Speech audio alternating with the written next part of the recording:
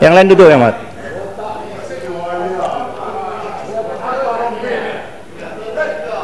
Boleh. Peraturan mesyuarat. Saya boleh, Tuan Speaker. Saya ya. Ya, okay. Peraturan mesyuarat. Ya, saya kena ikut peraturan lah. Baik, peraturan mesyuarat saya nak baca bersekali. Bersekali peraturan 27.3 dan juga peraturan 43. Peraturan mana, Ahmad? Ya. Peraturan mana yang satu? Saya nak baca bersekali, ya. 27.3 dan juga peraturan 43. Ya.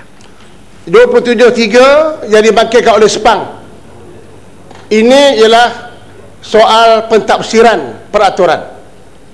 Peraturan 27.3 ini mesti dibaca bersekali dengan peraturan 43. Di mana kalau kita baca tadi statement Tuan Speaker nyatakan bahawa jika Tuan Yang di-Pertua puas hati setelah diterangkan kepadanya oleh seseorang menteri, iaitu bagi faedah orang ramai, sesuatu usul itu mustahak dibahaskan dengan seberapa segeranya, maka memadailah dikeluarkan pemberitahu itu 1 hari saja terlebih dahulu.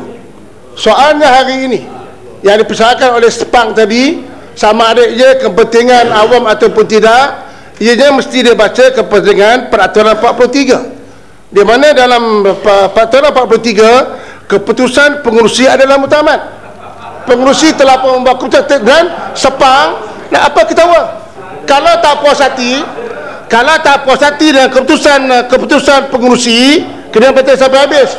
Bahawa saya nak kena baca, Tuan Yang di-Pertua dalam majlis mesyuarat atau pengurusi dalam jabatan kuasa adalah tertanggung ke atasnya menjaga supaya peraturan-peraturan majlis mesyuarat atau jabatan kuasa diendahkan dan keputusannya berkenaan dengan apa-apa perkara peraturan mesyuarat tidak boleh diminta ditimbangkan semula dan tidak boleh diulang kaji oleh majlis mesyuarat kecuali dengan dikeluarkan usul bersendiri. Kerana itu usul demikian ini tidak berkenakan dikeluarkan pemberitahu lebih daripada 2 hari terlebih dahulu. Jadi kalau nak pertikaikan keputusan pengurusi, kena bawa usul sendiri lah. Mana boleh bangun bantah macam ni sampai besok pun tak habis. Jadi oleh itu saya minta Tuan Speaker, usul telah pun dibentangkan dan ini bukannya pertama kali kita menteri bawa usul bawah 27, bawah 27.3 ini bukan pertama kali. Ya. Memang kita teruskan oleh kerana dah ada sokongan, kita kena teruskan, dan kalau perbankan tak puas hati, cakap waktu perbahasan nanti. Terima kasih. Datuk Speaker. Ya.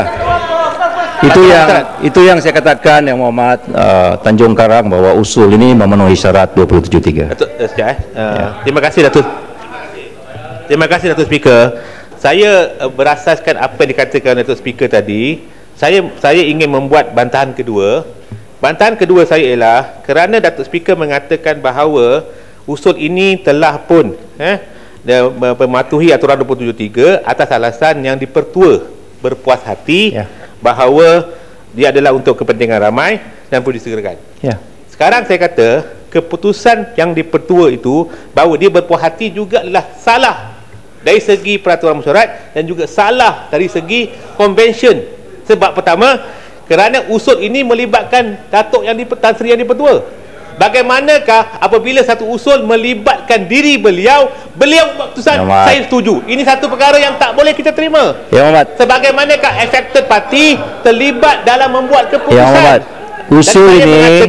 Usul ini adalah usul kerajaan.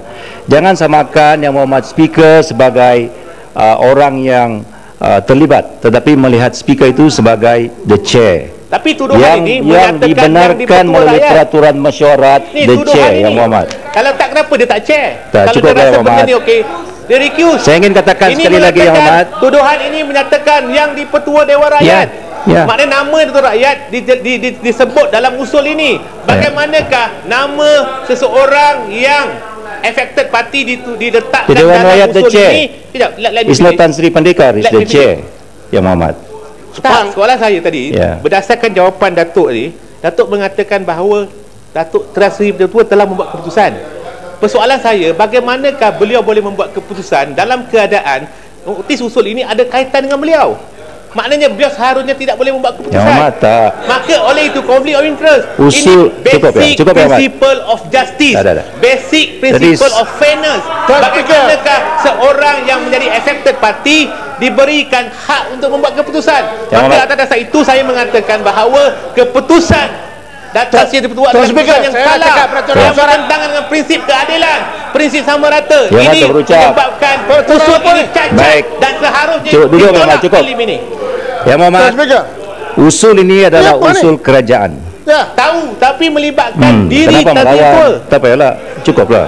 Usul kerajaan yang dikemukakan kepada speaker. Speaker, siapa yang Mana puas boleh hati kamu dengan usul buat ini? keputusan? Tuan Speaker. Siapa Ini yang basic Ahmad. principle. Tuan Speaker. You are Saya- the party yang saya puas hati tegas. interest Ini in the usul. ini Saya tegas dengan keputusan bahawa usul ini memenuhi syarat 273. menghina speaker bermakna Ya. menghina Dewan Rakyat. Ya. Ini bukan Tanpa speaker. kita Kita- tengoklah kita pertuduhan. Siapa yang hina? Siapa yang Dewan Rakyat. Ini tak pernah pergi mahkamah, tak tahu apa-apa ni. Cukup ya, Ahmad. Dalam Dewan Rakyat speaker yang berkuasa. Kita Baik. masuk Dewan Rakyat, kita tunduk kepada speaker. Baik, Ahmad. Ini Ya, Ahmad. Tak payah bergaduh. Duduk, tak payah bergaduh ya, Ahmad. Sabar ya, Ahmad. bukan dictatorship. Kuasa Baik. dia kuasa di bawah Duduk ya, undang-undang. Ahmad. Semua duduk. Semua duduk dulu, Ahmad. Duduk dulu, Ahmad. Duduk dulu ya, Ahmad. Yang Ahmad sepang, yang Ahmad batu, yang Ahmad Pasal kejung garang. speaker ni pasal apa? Yang Ahmad. 81. Duduk ya, Ahmad. Dengar dulu. Dengar, duduk. Okey.